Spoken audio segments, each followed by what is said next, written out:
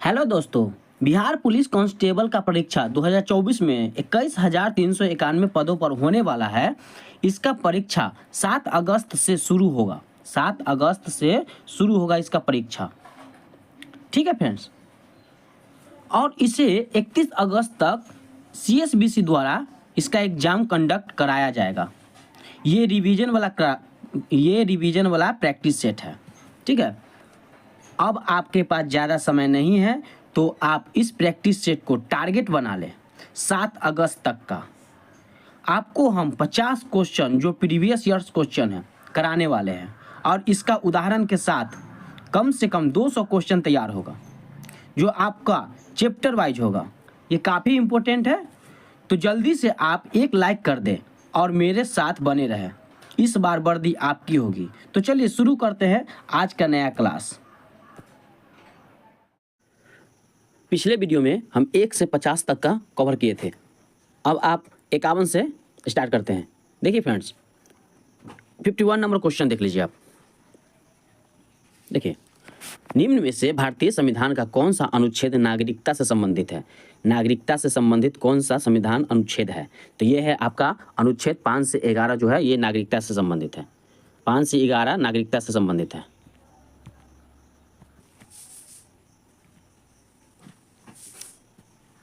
देखिए, भारतीय संविधान के भाग 2 के अनुच्छेद 5 से 11, भारतीय संविधान के भाग 2 से अनुच्छेद 5 से 11 तक में नागरिकता संबंधित प्रावधान दिया हुआ है। ठीक है। अनुच्छेद 5 में दिया हुआ है कि जन्म से भारत का नागरिक होने का प्रावधान है। अनुच्छेद 5 में है जन्म से भारत का नागरिक होने का प्रावधान है। अनुच्छेद 6 में देख लीजिए, पाकिस्तान से अव्रजन करके आने वाली नागरिकता का प्रावधान दिया हुआ है। अनुच्छेद 7 में दिया हुआ है भारत में पाकिस्तान का प्रव्रजन जो है, ये आपका करने वाले व्यक्ति का नागरिकता का प्रावधान दिया हुआ है। ठीक है। चलिए आगे देखते हैं।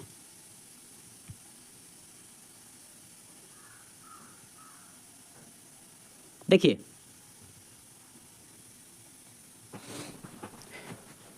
अनुच्छेद 7 देख रहे थे। भारत में पाकिस्तान को प्रव्रजन करने वाली व्यक्ति का नागरिकता का प्रावधान है। और अनुच्छेद 8 में दिया हुआ है भारत में जन्मा हो परंतु विदेश में रहता हो, उससे संबंधित नागरिकता का प्रावधान अनुच्छेद 8 में है। और अनुच्छेद 9 में हो जाएगा आपका विदेशी राज्य की नागरिकता लेने पर भारत का नागरिक नहीं होने से संबंधित प्रावधान है। ठीक है। अनुच्छेद 10 में देख लीजिए, नागरिकता के अधिकारों की निरंतरता से संबंधित प्रावधान है। और अनुच्छेद 11 हो जाएगा आपका संसद द्वारा नागरिकता के अधिकार को नियंत्रण करने के लिए कानून बनाने से संबंधित प्रावधान है। चलिए अगला क्वेश्चन देखिए। देखिए, संविधान के किस अनुच्छेद में धन विधेयक को परिभाषित किया जाता है? तो धन विधेयक को परिभाषित किया जाता है अनुच्छेद 110 के 1 में। देखिए, धन विधेयक को संविधान के अनुच्छेद 110 के 1 द्वारा परिभाषित किया गया है। ऐसे विधेयक जिनमें सरकार के खर्चे से संविधान प्रावधान होते हैं उन्हें धन विधेयक कहा जाता है। संविधान में संसद द्वारा धन विधेयक की पारित करने के संबंध में एक विशेष प्रक्रिया निहित है। इसे पारित करने के लिए अनुच्छेद 109 के तहत विशेष प्रक्रिया का प्रावधान किया गया है। लोकसभा में पारित होने के उपरांत उसे राज्यसभा का विचारार्थ भेजा जाता है। चलिए आगे देखते हैं। 53 नंबर क्वेश्चन देख लेते हैं। देखिए, भारतीय संविधान के निम्नलिखित में से किस अनुच्छेद में अल्पसंख्यकों को अपनी रुचि की शिक्षा संस्था को स्थापना और प्रशासन करने का अधिकार दिया हुआ है? तो ये हो जाएगा अनुच्छेद 30 के 1 दिया हुआ है। देखिए, भारतीय संविधान के अनुच्छेद 30 के 1 में अल्पसंख्यकों की अपनी रुचि का शिक्षण संस्थान का स्थापना और प्रशासन करने का अधिकार है। और देखिए 29 में हो जाएगा, अनुच्छेद 29 के 1 में हो जाएगा नागरिकों का समूह अधिकार की रक्षा करता है। नागरिकों के सामूहिक अधिकार की रक्षा करता है अनुच्छेद 29। अनुच्छेद 29 की 2 जो है, इसमें हो जाएगा आपका नागरिकों के व्यक्तिगत सम्मान और अधिकार से संबंधित है।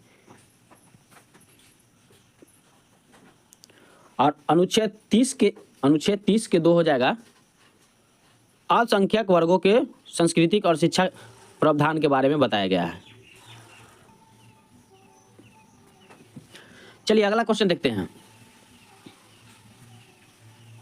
देखिए, भारतीय संविधान की कौन सी अनुसूची राज्यसभा में राज्यों और संघ राज्य क्षेत्र की स्थापना आवंटित संबंधित है? तो ये हो जाएगा आपका ऑप्शन नंबर बी, चौथी अनुसूची। चौथी अनुसूची जो है ये आपका भारतीय संविधान की चौथी अनुसूची राज्यसभा में राज्यों के संघ राज्य क्षेत्रों के स्थान आवंटित से संबंधित है। और तीसरी अनुसूची है ये है आपकी, इनमें विभिन्न पदाधिकारियों, मंत्री, उच्चतम एवं उच्च न्यायालय के न्यायाधीशों द्वारा पद ग्रहण के समय ली जाने वाली शपथ का उल्लेख अनुसूची 3 में है। ठीक है, और अनुसूची 5वीं और 6ठी में देख लेते हैं कि देखिए अनुसूची 5वीं में हो जाएगा, इनमें विभिन्न अनुसूचित क्षेत्र और अनुसूचित जनजाति के प्रशासन और नियंत्रण के बारे में उल्लेख किया हुआ है, अनुसूची 5वीं। और 6ठी अनुसूची में है, इसमें असम, मेघालय, त्रिपुरा और मिजोरम राज्यों के जनजातीय क्षेत्रों के प्रशासन के बारे में प्रावधान दिया हुआ है। ठीक है, चलिए आगे देखते हैं।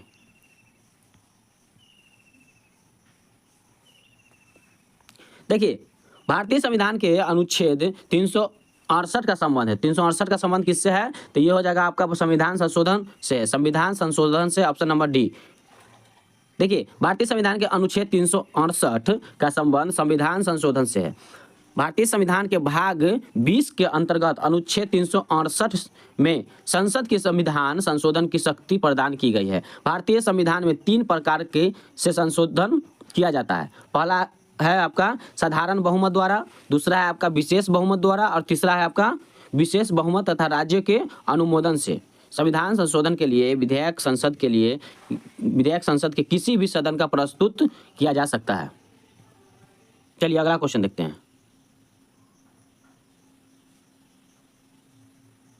देखिए भारत के अनुच्छेद 56 संबंधित है। 56 जो है किससे संबंधित है? तो ये हो जाएगा आपका ऑप्शन नंबर सी, भारत की राष्ट्रपति का कार्यकाल प्रावधान से। भारत के राष्ट्रपति के कार्यकाल के प्रावधान से 56 संबंधित है अनुच्छेद। देखिए भारतीय संविधान में अनुच्छेद 56 में राष्ट्रपति के पद की अवधि जो है पद ग्रहण की तारीख से 5 वर्ष तक का उल्लेख किया गया है। अनुच्छेद 54 राष्ट्रपति का निर्वाचन, अनुच्छेद 72 जो है ये क्षमादान, दंडादेश का निलंबन, परिहार या लघुकरण की राष्ट्रपति के शक्ति, और अनुच्छेद 356 जो है राज्य में संवैधानिक तंत्र विफल हो जाने का दशा में राष्ट्रपति शासन का उपबंध कराता है। चलिए अगला देखते हैं।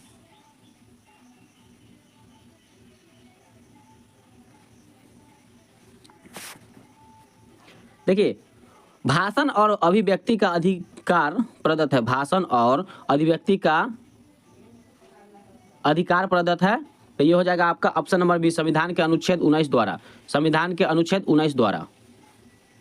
देखिए भारतीय संविधान के अनुच्छेद 19 में भाषण और अभिव्यक्ति के अधिकार प्रदत्त है। इसमें वाक्य स्वातंत्र आदि विषयक कुछ अधिकारों को संरक्षण प्रदान किया गया है। अनुच्छेद 15 में है धर्म, मूल वंश, जाति, लिंग या जन्म स्थान के आधार पर विभेद का प्रतिषेध। अनुच्छेद 20 अपराधों के लिए दोष सिद्धि के संबंध में संरक्षण। अनुच्छेद 21 जो है प्राण व दैविक स्वतंत्रता का संरक्षण के प्रावधान करता है।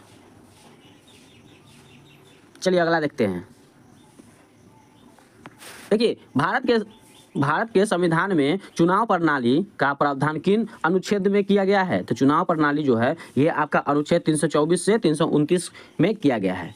देखिए भारतीय संविधान के भाग 15 में अनुच्छेद 324 से 29 के तहत भारत में चुनाव प्रणाली का प्रक्रिया का प्रावधान किया गया है। अनुच्छेद 324 के तहत चुनाव का नियंत्रण, निर्देशन तथा पर्यवेक्षण चुनाव आयोग द्वारा किया जाएगा। वर्तमान में भारत के मुख्य चुनाव आयुक्त राजीव कुमार हैं। चलिए अगला क्वेश्चन देखते हैं। देखिए भारत के राष्ट्रपति को किस अनुच्छेद के तहत मौलिक अधिकार के प्रवर्तन के निलंबन का अधिकार प्राप्त है? तो ये हो जाएगा आपका option number B, option number B है अनुच्छेद 359। देखिए भारतीय संविधान में अनुच्छेद 359 के अनुसार जो है भारत के राष्ट्रपति के आपातकाल के दौरान मौलिक अधिकारों का प्रवर्तन के निलंबन तथा किसी भी अदालत को स्थानांतरित करने का अधिकार प्राप्त है। अगला देखिए उच्चतम न्यायालय के न्यायाधीश पुनरावलोकन की शक्ति किस अनुच्छेद के अंतर्गत आती है? तो ये हो जाएगा आपका अनुच्छेद 137 के अंतर्गत आती है। देखिए, न्यायिक पुनरावलोकन न्यायपालिका की यह शक्ति होती है जिससे यह विधायिका द्वारा जारी किए गए कानूनों, कार्यपालिका द्वारा जारी किए गए विदेशों तथा प्रशासन के कार्यों की जांच कर सकता है। यह शक्ति सर्वोच्च न्यायपालिका को भारतीय संविधान के अनुच्छेद 137 के द्वारा प्रदान किया गया था। अगला क्वेश्चन देखिए, भारतीय संविधान में कुल कितने भाग है? तो भारतीय संविधान में कुल 22 भाग हैं। भारतीय संविधान में कुल 22 भाग हैं। देखिए,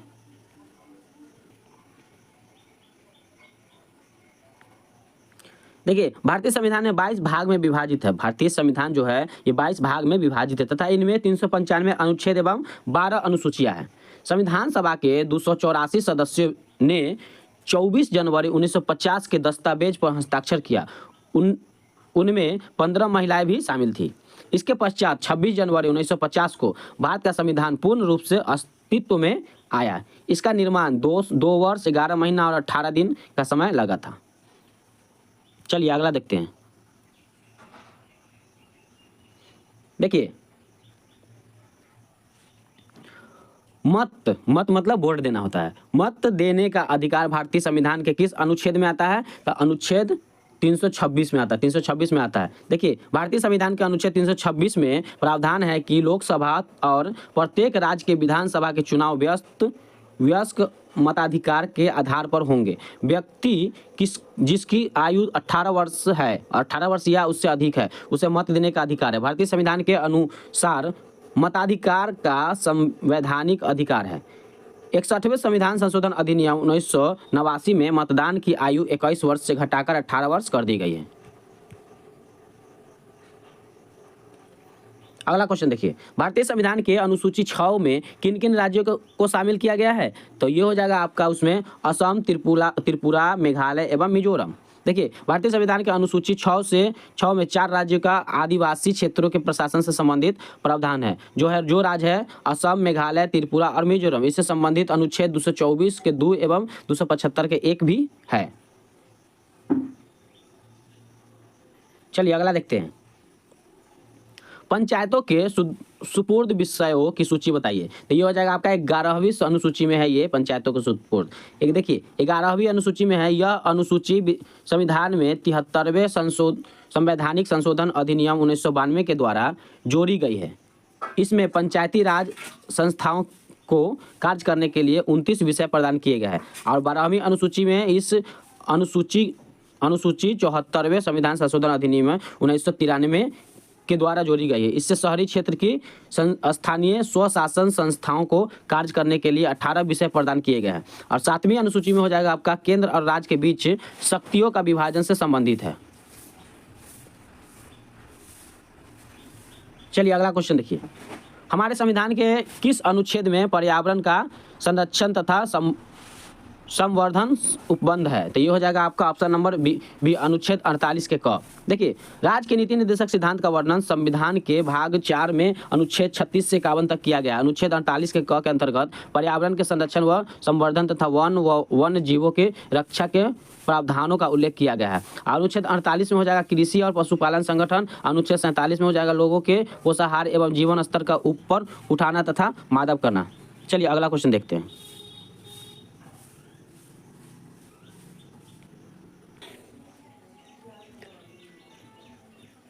देखिए, भारतीय संविधान में सार्वजनिक वयस्क मताधिकार की व्यवस्था किस अनुच्छेद में उल्लिखित है? तो ये हो जाएगा आपका अनुच्छेद 326 में उल्लिखित है। देखिए, भारतीय संविधान में सार्वजनिक वयस्क मताधिकार की व्यवस्था अनुच्छेद 326 में उल्लिखित है। पूर्व में मतदान की आयु 21 वर्ष से 61वें संविधान संशोधन 1989 द्वारा घटाकर 18 वर्ष कर दिया गया था। चलिए देखिए अगला क्वेश्चन, संविधान के प्रारूप समिति के अध्यक्ष डॉक्टर V.R. अंबेडकर ने किस अनुच्छेद को संविधान का हृदय एवं आत्मा कहा है? तो ये अनुच्छेद 32 को संविधान का हृदय एवं आत्मा कहा है? Option number C right answer हो जाएगा। देखिए, संविधान के प्रारूप समिति के अध्यक्ष डॉक्टर भीमराव अंबेडकर ने अनुच्छेद 32 को संविधान का हृदय एवं आत्मा कहा है। अनुच्छेद 32 के अंतर्गत संवैधानिक उपचारों के अधिकार का उल्लेख है। संविधान में उच्चतम न्यायालय तथा उच्च न्यायालय के मूल अधिकारों का संरक्षण के लिए 5 प्रकार के रीट जारी करने का अधिकार भी दिया गया है उसी में। चलिए अगला क्वेश्चन देखते हैं। देखिए, सर्वोच्च न्यायालय के संविधान के किस अनुच्छेद समूह से न्यायिक पुनरावलोकन की शक्ति प्रदान है? तो ये हो जाएगा आपका अनुच्छेद 13, 251 तथा 254 से। अनुच्छेद 13 से है, 251 से और 254 से है। देखिए, सर्वोच्च न्यायालय के न्यायिक पुनरावलोकन की शक्ति संविधान के मूल ढांचे का हिस्सा है, जिसे संसद भी कम नहीं कर सकती है, ना छीन सकती है। सर्वोच्च न्यायालय के संविधान के अनुच्छेद 13, 32, 132, 251 और 254 से जो है न्यायिक पुनरावलोकन का शक्ति प्रदान है। न्यायिक पुनरावलोकन का प्रावधान संयुक्त राज्य अमेरिका के संविधान से भी लिया गया है। चलिए अगला क्वेश्चन देखिए। देखिए, अनुच्छेद 19 के अंतर्गत कौन सा स्वतंत्रता का अधिकार नहीं है? तो स्वतंत्रता का अधिकार नहीं है, व्यक्तित्व स्वतंत्रता का अधिकार जो है ये स्वतंत्रता का अधिकार नहीं है। अगला देखिए, भारतीय संविधान के अनुच्छेद 19 के अंतर्गत 6 प्रकार के वाक्य एवं अभिवाक्य का स्वतंत्रता का अधिकार का वर्णन किया गया है। देखिए कौन कौन सा है आपको बता दें। देखिए, 19 के 1 के क में है भाषण और अभिव्यक्ति का स्वतंत्रता का अधिकार। 19 के 1 के ख में है शांतिपूर्ण तथा हथियार रहित सम्मेलन का अधिकार। देखिए, अनुच्छेद 19 के अंतर्गत व्यक्तित्व स्वतंत्रता का अधिकार सम्मिलित नहीं है। अगला क्वेश्चन देखते हैं। भारतीय संविधान में गणना की दृष्टि से कुल कितने अनुच्छेद है? तो गणना की दृष्टि से हो जाएगा आपका 468 अनुच्छेद है।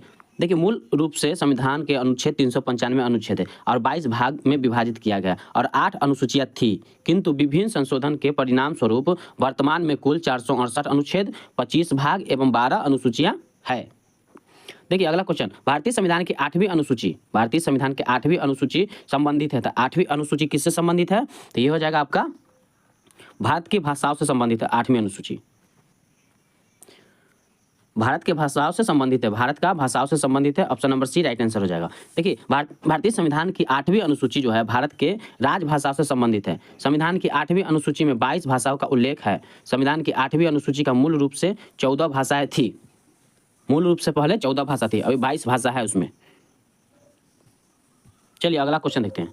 प्रस्तावना। भारत जो है एक धर्मनिरपेक्ष राष्ट्र है। भारत एक धर्मनिरपेक्ष राष्ट्र है। संविधान के 32वें संशोधन 1976 के अनुसार भारत एक धर्मनिरपेक्ष राष्ट्र है। इसका अर्थ है कि राज्य धर्म के आधार पर किसी से भेदभाव नहीं करना। राष्ट्र की दृष्टि से सभी धर्म एक समान है। सभी धर्म एक समान है। अगला क्वेश्चन देखिए, भारत के संविधान का उद्देशिका प्रस्तावना के बारे में निम्नलिखित में से कौन सा कथन सही है? तो ये हो जाएगा आपका ऑप्शन नंबर ए, बी और सी। ए में दिया हुआ है कि उद्देशिका स्वयं न्यायालय में प्रवर्तनीय नहीं है। बी में है उद्देशिका उस उद्देश्य को बताती है जिन्हें संविधान स्थापित करना और आगे बढ़ाना चाहता है। और सी में है उद्देशिका उस स्रोत को इंगित करती है जहां से संविधान अपना प्राधिकार प्राप्त करता है। तो इसका राइट आंसर हो जाएगा ए, बी और सी। देखिए, प्रस्तावना से स्पष्ट है कि भारत में संवैधानिक सत्ता का मूल स्रोत भारत का जनता है। उद्देशिका का प्रारंभ हम भारत के लोग इस संविधान के अंगीकृत, स्वीकार करना, अधिनियमित बनाना और आत्मसमर्पित लागू करता है। उपरोक्त वाक्य में स्पष्ट करता है कि भारत में सर्वोच्च शक्ति जनता में निहित है। प्रस्तावना स्वयं न्यायालय में प्रवर्तनीय नहीं है तथा उद्देशिका प्रस्तावना उस स्रोत को इंगित करती है जहां से संविधान अपना प्राधिकार प्राप्त करता है तथा साथ में उद्देशिका उस उद्देश्य को बताती है जिन्हें संविधान स्थापित करना और आगे बढ़ाना चाहता है। अब तक प्रस्तावना में केवल एक बार संशोधन हुआ है। वर्ष 1976 में 42वें संशोधन द्वारा प्रस्तावना में 3 शब्द जोड़ा गया था: समाजवादी, पंथ निरपेक्ष और अखंडता। ध्यान दीजिएगा, ये काफी इंपॉर्टेंट है। अगला क्वेश्चन देखिए, निम्नलिखित में से कौन सा शब्द भारतीय संविधान के प्रस्तावना में नहीं है? तो प्रस्तावना में नहीं है तो ये हो जाएगा आपका संघवाद। देखिए, प्रस्तावना भारतीय संविधान का परिचय व भूमिका को निर्देशित करती है। भारतीय संविधान की प्रस्तावना पंडित नेहरू के उद्देश्य प्रस्ताव पर आधारित है, जिसे 22 जनवरी 1947 को संविधान सभा द्वारा अपनाया गया था। संघवाद शब्द प्रस्तावना में कहीं भी वर्णित नहीं है। संघवाद शब्द प्रस्तावना में कहीं भी वर्णित नहीं है, जबकि समाजवाद, संप्रभुता, बंधुता आदि शब्द का उल्लेख प्रस्तावना में है। अगला क्वेश्चन देखिए, संविधान के लागू होने के समय निम्न आदर्शों में से किसको प्रस्तावना में सम्मिलित नहीं किया गया है? तो ये हो जाएगा आपका समाजवादी को प्रस्तावना में सम्मिलित नहीं किया गया है। देखिए, संविधान के लागू होने के समय समाजवादी शब्द को प्रस्तावना में सम्मिलित नहीं किया गया था। 42वें संविधान संशोधन अधिनियम 1976 द्वारा प्रस्तावना में समाजवादी, पंथ निरपेक्ष और अखंडता शब्द को शामिल किया गया था। चलिए अब नागरिकता के बारे में देख लेते हैं।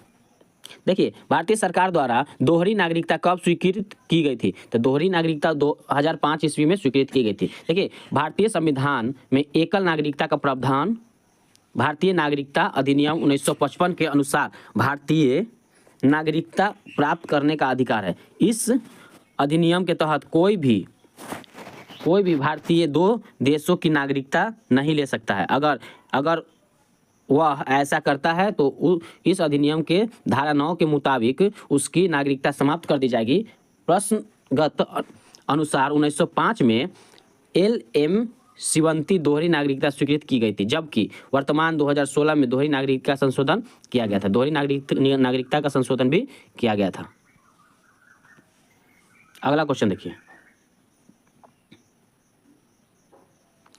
निम्नलिखित में से क्या भारत का नागरिक बनने के लिए आवश्यक नहीं है? निम्नलिखित में से क्या भारत का नागरिक बनने के लिए आवश्यक नहीं है? तो क्या आवश्यक नहीं है? तो हो जाएगा आपका अधिगृहित संपत्ति की आवश्यकता नहीं है। देखिए, भारतीय संविधान के भाग 2 अनुच्छेद 5 से 11 नागरिकता से संबंधित है तथा ब्रिटेन के समान ही भारत में भी एकल नागरिकता का प्रावधान किया गया है। अनुच्छेद 11 के अंतर्गत संसद को नागरिकता के संबंध में विधि बनाने की शक्ति दी गई है, जिसके तहत संसद द्वारा भारतीय नागरिकता अधिनियम 1955 पारित किया गया है। इस अधिनियम में वर्ष 1986, 1992 और 2005 और 2015 में संशोधन किया गया था, जो वर्तमान भारतीय नागरिक संबंधित प्रावधान करता है। इस अधिनियम के अनुसार भारतीय नागरिकता निम्नलिखित 5 प्रकार से प्राप्त की जा सकती है। देखिए वो कौन कौन है? तो पहला है जन्म से, दूसरा है वंशानुक्रम से, तीसरा है पंजीकरण से, चौथा है देशीकरण से और पांचवा है भूमि अर्जन के द्वारा। अतः दी गए उपयुक्त विकल्पों में भारत के नागरिक बनने के लिए अधिकृत संपत्ति आवश्यक नहीं है।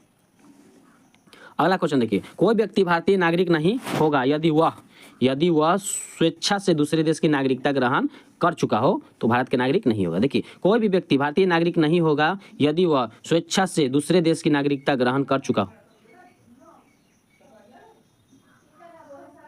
भारत का संविधान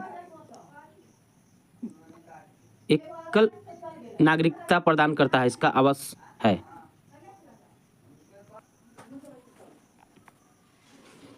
देखिए, कोई व्यक्ति भारतीय नागरिक नहीं होगा यदि वह स्वेच्छा से दूसरे देश की नागरिकता ग्रहण कर चुका होगा।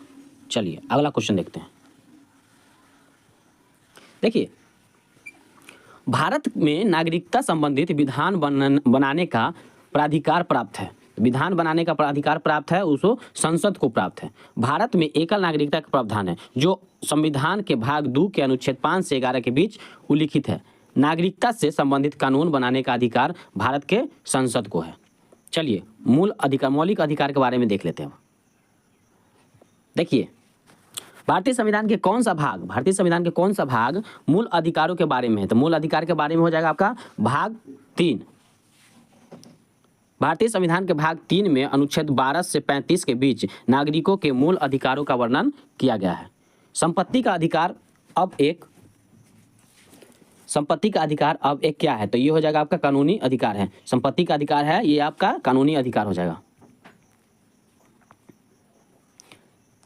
देखिए, संपत्ति का अधिकार वर्तमान में भारतीय संविधान में अनुच्छेद 300 के ए के तहत एक कानूनी अथवा विधिक अधिकार है। 44वें संविधान संशोधन अधिनियम 1968 के द्वारा इसे मूल अधिकार अनुच्छेद 31 से निरसित कर कानूनी अधिकार के रूप में वर्णित किया गया है। निम्न में से कौन सा मूल अधिकार आपातकाल के समय भी निलंबित नहीं हो सकता है? तो ये हो जाएगा आपका जीवन की सुरक्षा का अधिकार। जीवन की सुरक्षा का अधिकार जो है आपातकाल में निलंबित नहीं हो सकती है। देखिए अनुच्छेद 358 एवं 359 में राष्ट्रीय आपातकाल में मूल अधिकार पर प्रभाव का वर्णन करता है। अनुच्छेद 358 अनुच्छेद 19 द्वारा दिए गए मूल अधिकारों का निलंबन में संबंधित है, जबकि अनुच्छेद 359 अन्य मूल अधिकारों के निलंबन अनुच्छेद 20 एवं 21 द्वारा प्रदत्त अधिकारों को छोड़कर से संबंधित है। अनुच्छेद 21 में भी जीवन की सुरक्षा का अधिकार सम्मिलित है, अतः निलंबित नहीं किया जा सकता है। देखिए अनुच्छेद 358 के अनुसार जब राष्ट्रीय आपातकाल उद्घोषणा की जाती है तब अनुच्छेद 19 द्वारा प्रदत्त अधिकार स्वतः निलंबित हो जाता है। जब राष्ट्रीय आपातकाल समाप्त हो जाता है तो अनुच्छेद 19 स्वतः पूर्ण जीवित हो जाता है। चलिए अगला क्वेश्चन देखते हैं। भारतीय संविधान में कौन सा मूल अधिकार मानव के दुर्व्यापार की निषिद्ध करता है? तो ये हो जाएगा आपका शोषण के विरुद्ध अधिकार। देखिए भारतीय संविधान में शोषण के विरुद्ध अधिकार मानव के दुर्व्यापार का निषिद्ध करता है। संविधान में मौलिक अधिकार अमेरिकी के संविधान से ली गई है। संविधान के भाग 3 के अनुच्छेद 12 से 35 मौलिक अधिकारों से संबंधित है। अनुच्छेद 23 व 24 के शोषण के विरुद्ध अधिकार से संबंधित है। इसमें अनुच्छेद 23 में मानव व्यापार एवं बलपूर्वक काम करना निषेध घोषित किया गया है। चलिए अगला क्वेश्चन देखते हैं। देखिए निम्नलिखित में से कौन सा मौलिक अधिकार नहीं है? तो मौलिक अधिकार नहीं है आपका निःशुल्क शिक्षा का अधिकार मौलिक अधिकार नहीं है। आरंभ में भारतीय संविधान में शिक्षा को मूल या मौलिक अधिकार का अंतर्गत स्थान नहीं दिया गया था। यद्यपि सर्वोच्च न्यायालय ने मोहिनी जैन के मामले में शिक्षा के अधिकार को अनुच्छेद 21 के अंतर्गत एक मूल अधिकार घोषित किया। 86वें संविधान संशोधन अधिनियम 2002 द्वारा अनुच्छेद 21 के क के अंतर्गत शिक्षा के अधिकार को मौलिक अधिकार का दर्जा प्रदान किया। इससे राज्य 6 से 14 वर्ष की आयु की सभी बच्चों के लिए निःशुल्क और अनिवार्य शिक्षा का उपबंध करेगा। देखिए संस्थाएं एवं संघ बनाने के अधिकार किस प्रकार का अधिकार है? तो संस्थाएं एवं संघ बनाने का अधिकार हो जाएगा आपका केवल नागरिकों के लिए सुनिश्चित स्वतंत्रता का अधिकार है। देखिए भारतीय संविधान का अनुच्छेद 19 के 1 के ग के तहत भारत के सभी नागरिकों को संगम एवं संघ या सहकारी समिति बनाने का स्वतंत्रता है। अतः इस अनुच्छेद के अनुसार संघ एवं समिति बनाने के अधिकार भारतीय नागरिक के लिए सुनिश्चित स्वतंत्रता का अधिकार है। अगला क्वेश्चन देखिए। सर्वोच्च न्यायालय में निजता के अधिकार का संविधान के किस मूलभूत अधिकार का अधीन रखता है? तो ये हो जाएगा आपका ऑप्शन नंबर डी अनुच्छेद 21। देखिए सर्वोच्च न्यायालय में निजता गोपनीयता के अधिकार को संविधान के व्यक्तिगत स्वतंत्रता अधिकार के अधीन रखा है, जिसका वर्णन संविधान के अनुच्छेद 21 में किया गया है। यह मामला उन याचिकाओं से जुड़ा है जिसमें आधार योजना को चुनौती दी गई है। इन याचिका में कहा गया है कि पहचान पत्र के लिए प्राप्त बायोडाटा निजता का उल्लंघन करता है। पुट्टास्वामीवाद में इन याचिका को ध्यान में रखते हुए तथा MP शर्मा व खड़क सिंह वाद में इस दी गई व्यवस्था को पलटने के लिए 9 संसदीय संविधान पीठ में अपना फैसलों में निजता के अधिकार को मौलिक अधिकार घोषित कर दिया है। चलिए अगला क्वेश्चन देखते हैं। देखिए भारतीय संविधान के अंतर्गत निम्नलिखित में से कौन एक भारतीय का मूल अधिकार नहीं है? भारत का मूल अधिकार नहीं है तो अपना शिक्षण संस्थान बनाने का प्रतिबंध। देखिए मूल अधिकार जो है भारतीय संविधान में भाग 3 में अनुच्छेद 12 से अनुच्छेद 35 तक वर्णित है। यह अमेरिका के संविधान से लिया गया है। संविधान के भाग 3 को भारत का अधिकार पत्र कहा जाता है। वर्तमान में मूल अधिकार की संख्या 6 है। वर्तमान में मूल अधिकार की संख्या 6 है। देखिए कौन कौन है। पहला है समता का अधिकार अनुच्छेद 14 से 18। दूसरा है स्वतंत्रता का अधिकार अनुच्छेद 19 से 22। तीसरा है शोषण के विरुद्ध अधिकार अनुच्छेद 23 से 24। उसके बाद चौथा है धार्मिक स्वतंत्रता का अधिकार 25 से 28। उसके बाद हो जाएगा आपका संस्कृत एवं शिक्षा संबंधी अधिकार अनुच्छेद 29 से 30 हो जाएगा। और छठा है आपका संवैधानिक उपचारों पर अधिकार अनुच्छेद 32। इसमें देखिए धार्मिक स्वतंत्रता के अधिकार के अंतर्गत अनुच्छेद 26 के अनुसार व्यक्ति को अपने धर्म के लिए संस्थाओं की स्थापना एवं शोषण करने का अधिकार है। चलिए अगला क्वेश्चन देखते हैं। कौन से मूल अधिकार केवल भारतीय नागरिकों को उपलब्ध है? तो मूल अधिकार हो जाएगा आपका अनुच्छेद 15, 16, 19 और 29। भारतीय संविधान में मूल अधिकार जो है भाग 3 में अनुच्छेद 12 से 35 में प्रावधानिक है, जो भारतीय नागरिक की रक्षा करने के लिए मूल अधिकार है। तो अनुच्छेद 15, 16, 19 और 29 केवल भारतीय नागरिकों के लिए दिया हुआ है। चलिए अगला क्वेश्चन देखते हैं। देखिए अनुच्छेद 15 में था धर्म, मूल, वंश, जाति एवं लिंग, जन्म स्थान के आधार पर विभेद का प्रतिषेध है। और अनुच्छेद 16 में हो जाएगा लोक नियोजन के विषय में अवसर एवं क्षमता। अनुच्छेद 19 में हो जाएगा वाक स्वतंत्रता आदि विषयक कुछ अधिकारों का संरक्षण। अनुच्छेद 29 में हो जाएगा अल्पसंख्यक वर्गों के हितों का संरक्षण। अगला क्वेश्चन देखिए, संविधान की उद्देशिका में किस मौलिक अधिकार का वर्णन नहीं है? तो ये हो जाएगा आपका आर्थिक स्वतंत्रता। आर्थिक स्वतंत्रता के बारे में वर्णन नहीं है। उद्देशिका प्रस्तावना को संविधान का आत्मा या कुंजी कहा जाता है। संविधान के उद्देशिका में आर्थिक स्वतंत्रता जैसे मौलिक अधिकार का वर्णन नहीं है, बल्कि संविधान के उद्देशिका में विचार की स्वतंत्रता, विश्वास की स्वतंत्रता तथा अभिव्यक्ति की स्वतंत्रता जैसे मौलिक अधिकारों का वर्णन किया गया है।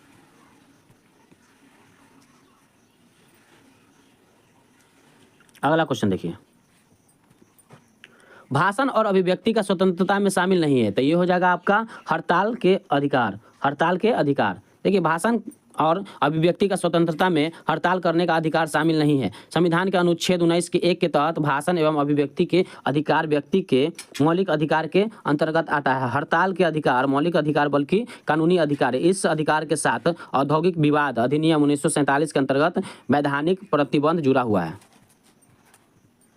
अगला क्वेश्चन देखिए, भारतीय संविधान में वर्णित संपत्ति का अधिकार है। तो संपत्ति का अधिकार हो जाएगा आपका कानूनी अधिकार। भारतीय संविधान में वर्णित संपत्ति का अधिकार आरंभ में अनुच्छेद 31 के अनुसार मौलिक अधिकार था, परंतु 44वें संविधान संशोधन अधिनियम 1978 के माध्यम से उसे मौलिक अधिकार के श्रेणी से निकालकर उसे अनुच्छेद 300 के 1 के तहत विधि कानूनी अधिकार बना दिया गया है। अगला क्वेश्चन देखिए,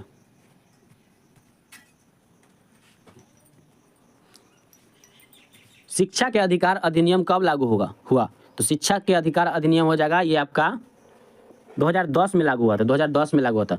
86वें संविधान संशोधन 2002 के तहत अनुच्छेद 21 के 1 के तहत शिक्षा को मौलिक अधिकार का दर्जा प्रदान किया गया। इसके क्रियान्वयन के लिए 2009 में 6 से 14 वर्ष तक के बच्चों के लिए अनिवार्य शिक्षा का अधिनियम 2009 बनाया गया। इससे अप्रैल 2010 को लागू किया गया।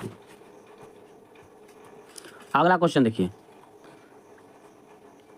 नागरिकता समता का आशय है। तो नागरिकता समता का आशय है आपका कानून के समक्ष समता। कानून के समक्ष समता देखिए, नागरिक समता का आशय कानून के समक्ष समता है। नागरिक समानता का अर्थ है कि राज्य प्रत्येक नागरिक को वंश, जाति, धर्म, लिंग इत्यादि के आधार पर बिना भेदभाव के समान रूप से अधिकार प्राप्त करे। अगला क्वेश्चन देखिए,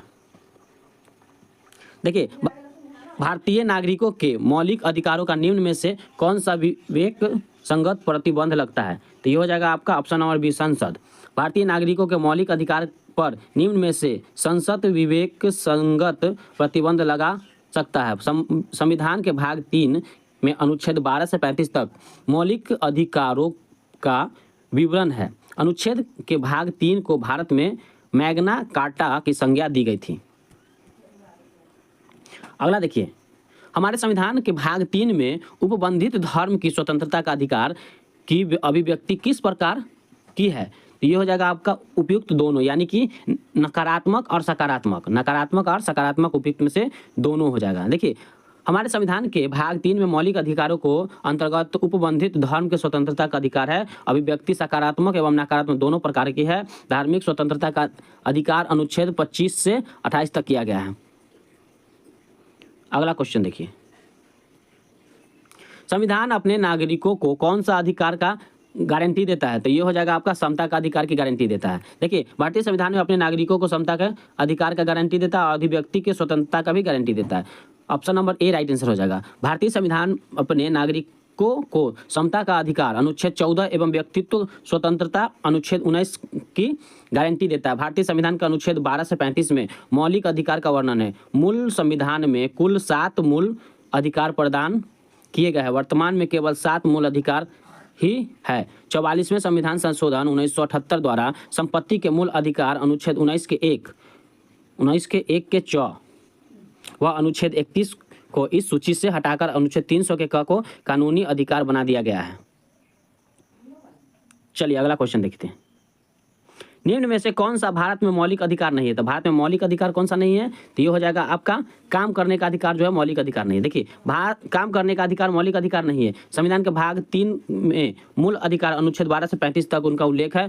मूल संविधान में कुल 7 मूल अधिकार प्रदान किए गए हैं। वर्तमान में केवल 6 मूल अधिकार है। संविधान के भाग 3 को भारत के मैग्ना कार्टा की संज्ञा दी गई थी। चलिए अगला क्वेश्चन देखते हैं। नीति निर्देशक तत्व के बारे में देख लेते हैं। देखिए भारतीय संविधान में कौन सा भाग राज्य के लिए नीति निर्देशक करने वाले तत्वों का उल्लेख करता है? तो ये हो जाएगा आपका चौथा, option number D right answer हो जाएगा। देखिए भारत राज्य के नीति निर्देशक सिद्धांत का वर्णन संविधान के भाग 4 अनुच्छेद 36 से 51 तक किया गया है। इसमें आयरलैंड के संविधान से लिया गया है, जबकि अन्य भाग निम्न है। भाग 1 में हो जाएगा संघ एवं उसका राज्य अनुच्छेद 1 से 4। भाग 2 में हो जाएगा नागरिकता अनुच्छेद 5 से 11। भाग 3 में हो जाएगा मौलिक अधिकार अनुच्छेद 12 से 35। भाग 4 में हो जाएगा मूल कर्तव्य अनुच्छेद 51 के क।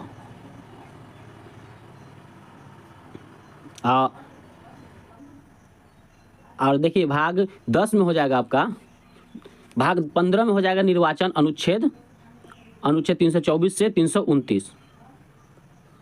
भाग 17 में हो जाएगा राजभाषा, भाग 17 में हो जाएगा आपका राजभाषा। और भाग 18 में हो जाएगा आपका आपात उपबंध। चलिए अगला क्वेश्चन देखते हैं। देखिए फ्रेंड्स, निम्न में से कौन सा कथन राजनीति के निर्देशक सिद्धांत के विषय में सही नहीं है? तो ये हो जाएगा आपका, यदि कोई राजनीति के निर्देशक सिद्धांत को लागू नहीं करता है तो उसके विरुद्ध न्याय में मामला दायर किया जा सकता है। देखिए भारतीय संविधान में भाग 4 के नीति निर्देशक तत्वों का प्रावधान है कि इसका प्रावधान आयरलैंड के संविधान से लिया गया है। ये देश के शासन में मूलभूत है तथा नीति निर्माण में इन्हें स्थान देना राज्य की कर्तव्य है। ये न्याय द्वारा परिवर्तनीय नहीं है। चलिए अगला क्वेश्चन देखते हैं। देखिए निम्न में से उल्लेखित नीति निर्देशक तत्वों के रूप में नहीं है। तो नीति निर्देशक तत्व के रूप में नहीं है, ये हो जाएगा आपका भारत का संप्रभु एवं अखंडता एवं रक्षा। ये नीति निर्देशक के रूप में नहीं है। देखिए भारतीय संविधान के भाग 4 में अनुच्छेद 36 से 51 तक राज्य के नीति निर्देशक तत्व का उल्लेख किया गया है। इसे भारतीय संविधान में आयरलैंड के संविधान से लिया गया। अनुच्छेद 48 में पर्यावरण का संरक्षण है। 49 में हो जाएगा राष्ट्रीय स्मारकों का संरक्षण। और अनुच्छेद 50 में हो जाएगा कार्यपालिका एवं न्यायपालिका के पृथक। भारत में संप्रभु तथा अखंडता की रक्षा का वर्णन भारतीय संविधान के मूल अधिकार में किया गया है। इसका उल्लेख 42वें संविधान संशोधन अधिनियम 1976 द्वारा भाग 4 के अनुच्छेद 51 के ए में है। तो चलिए फ्रेंड्स, आज के लिए इतना ही। मिलते हैं अगले सेशन में। अगर आप मेरे चैनल पर नए हैं तो प्लीज़ मेरे YouTube channel all in one को सब्सक्राइब करके बेल आइकन जरूर दबा दीजिएगा, जिससे नए वीडियो का नोटिफिकेशन आप तक जल्दी पहुंच सके।